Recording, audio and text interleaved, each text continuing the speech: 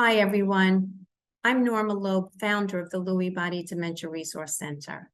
This video series has been created to bring awareness through firsthand experience of people living with Lewy body dementia, their caregivers, and through expert physicians. This crucial information will be shared with healthcare professionals, with families, and the general public to heighten awareness and to enable correct diagnosis. Please know we are here to help you every single day on our live helpline.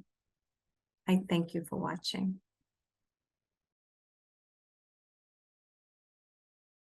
There are feelings that we still share.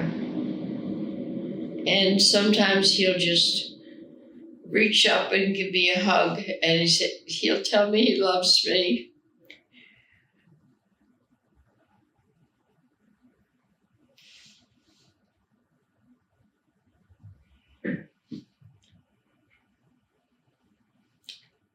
But it's very difficult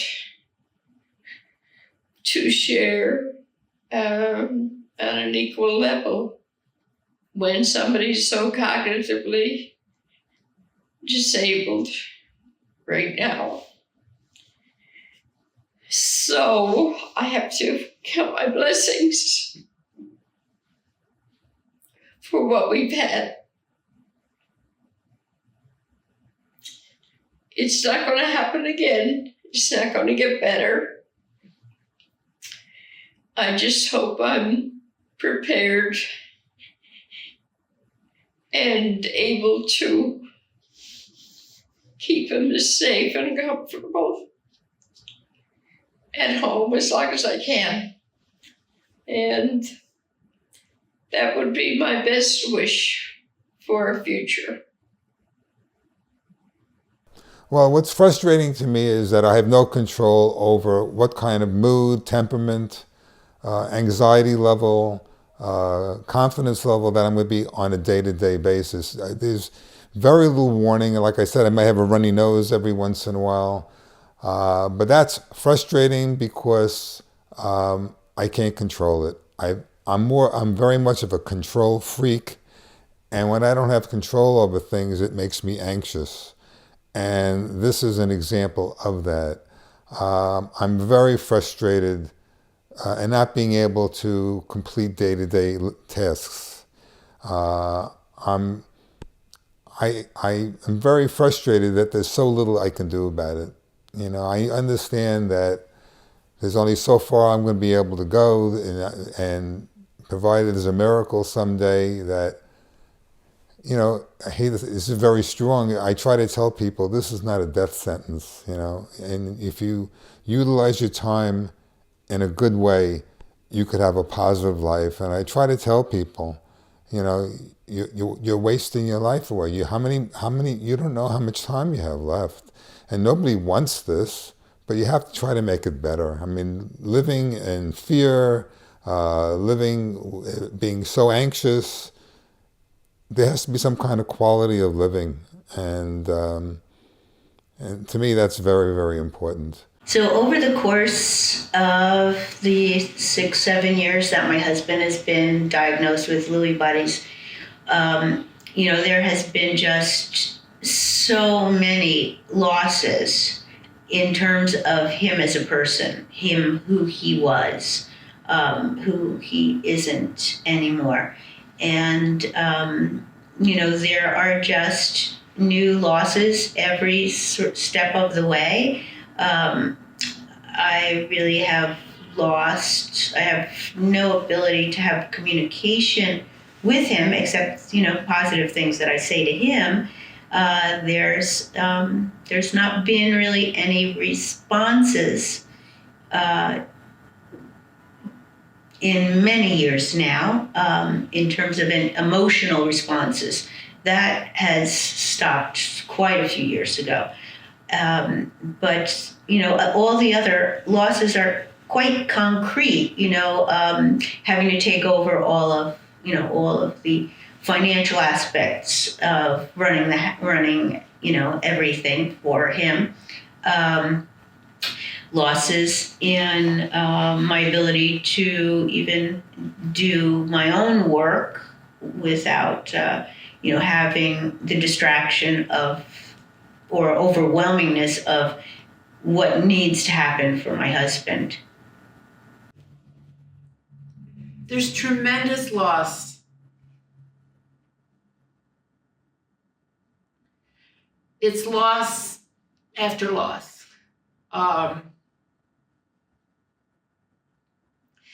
And you think you've hit the depth of the loss, and you haven't. And I think that is the hardest thing emotionally, is I've lost people I love to death, and I know my husband is dying right now. And it's just been so hard. And I would like to share that you can get so overwhelmed from caregiving that I would actually say to friends, I know I love my husband, but it feels just theoretical right now because I don't feel it. And that's a terrible thing to lose, is the feeling that you love someone. And I would say to myself, I must love him because I'm still caring for him so carefully and with such concern. I was his only advocate. I have been, and I still am his only advocate. And so I think that's a sign for caregivers. When you no longer can actually feel the love, you need help. You've taken it as far as you can. And so as much as I never wanted to put my husband in a nursing home, since he's there, and thank goodness getting very, very good care, very compassionate care from the hospice team and from the nursing home staff, I feel the love again, and that's back. And so I can feel the love as we go through this loss together. And that has felt very special to me. I miss having a partner. That's the hardest thing, is just not having somebody to be there, not having that friend. Our roles have changed. I feel like I don't have a husband. I have a child that I have to take care of, and I've adapted, but it was very hard at first. I was very angry that I was put in this position. I just didn't think it was fair. But as he got worse, I started to lose that anger. And I just know that he won't be here one day. The most difficult thing as far as this disease is my father's relationship with my sons. My father is such a big influence on my boys. My son's major in college stems from learning to fish with my father and the time that they've spent together. And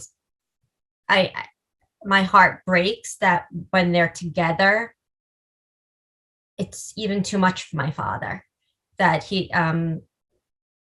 I mourn my boy's relationship with my father more than I mourn for myself.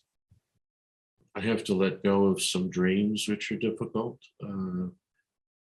I saw myself at this point in life buying a big boat and sailing around the world, and forget sailing.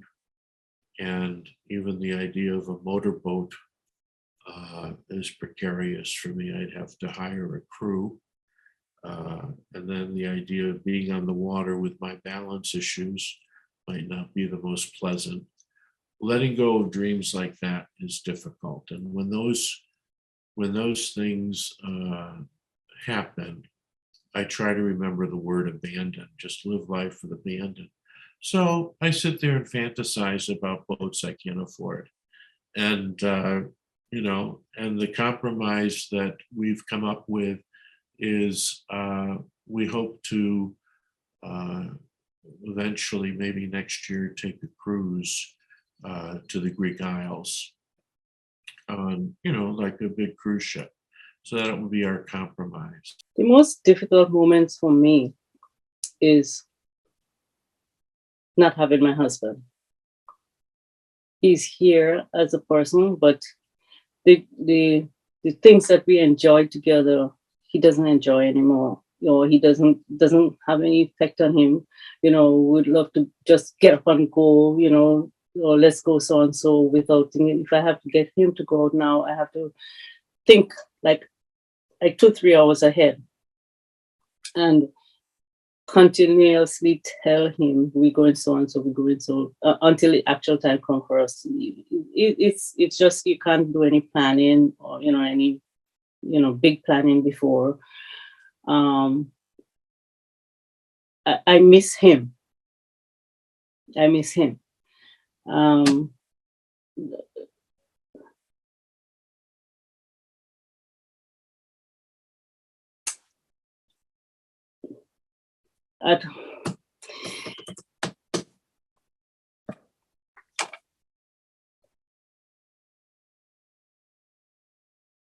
I wouldn't trade this for anything. It was so important for me to be able to be here to care for my aunt and to go through this.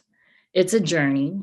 I will be able to carry on her legacy. So for her, I will do my best. She was the best of us. She is the best of us, of our family. And I've had, even though I wasn't able to walk down the street with her in her heyday and get words of wisdom through my upbringing, she raised me now, because I just couldn't, I didn't have intentions before. You go through life and it's like, I stumbled, in academia. I've never left. I just went to college, kept going, and just never left. My job is at an academic institution, and you never have to grow up there. You don't have a regular schedule. You don't have to. So, but she not only did she make me live in New York City, which is when I understand why people say it's the greatest place, it is incredible. But she, even through her dementia, she's taught me and she's shown me how to care for other people. When you're facing something serious like this, and I don't want to be too negative here, but it is a terminal disease, you begin to realize life's importance. And don't bother so much with the little things, they really mean nothing to you anymore. It doesn't mean anything. You'd see something and get disturbed. And I was that way too, and I just shout at the TV or something. So it actually gives you a blessing of calmness in a way. I am not afraid. I am not worried about what's ahead of me. I don't know what's ahead of me. I understand it should probably get worse and things, but it doesn't worry me. I've come to a calmness in accepting that this is my life now. And I recognize, we say this all, so many people have so much worse than I do. Oh my goodness. I mean, I'm blessed even with this terrible disease. And this, you just have to go to look at the Ukraine, and we all see that right now. So many things could be worse. And my wife was just pointing out to me, I have 4 grandkids who come over and they know Papa is sick, in the sense that I got to be careful, I'll fall and things like that. And so they want to jump on you and everything, but they're so blessed. Oh my gosh. I told my wife they went to Florida for a week, and they seemed they'd be gone like 3 months because they come over and visit right away. I perk up. So there's like anything else in life, there's ups and downs and goods and bads. And I'm trying to look at the good side of it, even though there's some bad sides. Try to look at it and realize that, life is still good. Life is still good. Just appreciating how much I rely on Jerry and how much he is able to do, that I always thought, oh, I have to do all these things. These are all my responsibilities. I have to do it all, and you just do this you just do these few little things, or I'm the one, I'm the center of the universe. And suddenly you think, no, I'm not the center of the universe. And I think, so the blessing is you realize, he is very capable. I mean, remarkably capable. I mean, here he is collecting all of our information for taxes and getting it ready. And he's getting it ready for the tax person and organizing it and filing it and tabulating it. And I'm thinking, oh my God, I can't even use a calculator without going back 4 times to double check 4 numbers, or ask me to do 3 things. And it's like, oh my God, he's asked me to do 3 things. So, and sometimes I have to say to Jerry, wait a minute, only ask me to do 2 things. Then I can come back and say, did you need me to do anything else? Because otherwise it's just, I can tell when it's going to be like, oh my God. So the blessing in that, it sounds like a curse, but it isn't. The blessing is realizing there are limitations, and I have to learn how to live within those limitations. There are good things from horrible things. I find that I'm becoming a better listener than a talker. And if you had asked me that 25 years ago, I would say, I think you're on something, because that's not me. But it really has, I think I definitely become more empathetic to people, more patient.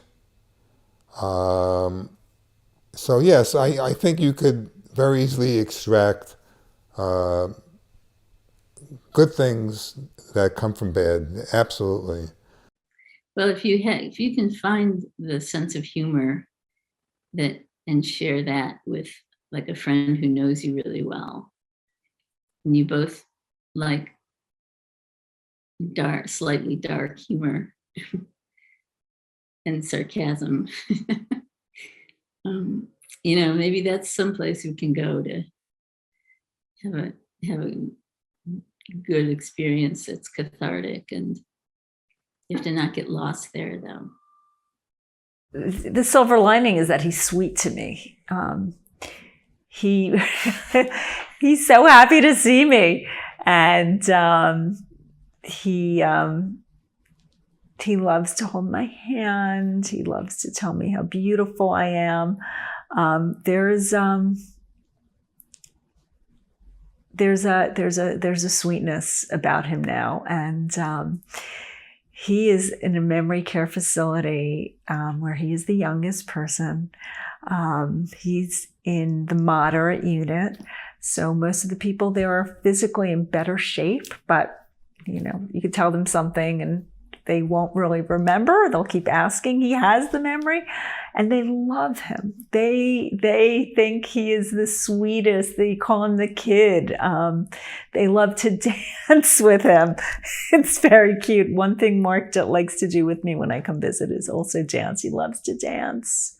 And so when I see him, we I hold him, I hug him, and we dance. He loves listening to Miles Davis, so we listen to the music, and we never did that before. But again, he just always tells me how lucky he is and how he loves me, and he always asks for his family. Where's my daughter? Where's my wife? Where's my dog? And when I bring Lydia, he lights up. He's so happy to see her. He has this twinkle in his eye when she walks in, and it's very sweet. Make no mistake about it, Lewy body dementia is a nasty and cruel disease. But unlike Alzheimer's, which you lose a person gradually, but they never come back, with Lewy body, there is that in and out aspect of it. Now, you can look at it and say, well, that's really cruel because you get false hope. Well, yes and no. Yes, you get false hope, but you know that it's not going to stay. But you do have those beautiful moments when your loved one is 100% there, where the moment is to be treasured because it may never come back, or it may come back, and there's a hopefulness that you'll see those glimpses every now and again, and you do, and you really do. But when someone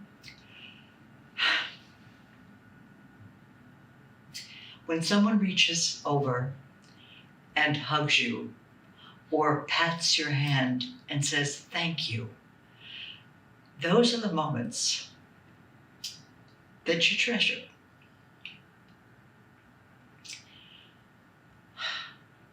They're also the moments that you remember. You know, it's interesting as you get distanced from death, you do not remember necessarily all those moments of horror. You remember the moments of great good and great love and great mutual caring, because it's not just you caring for your loved one.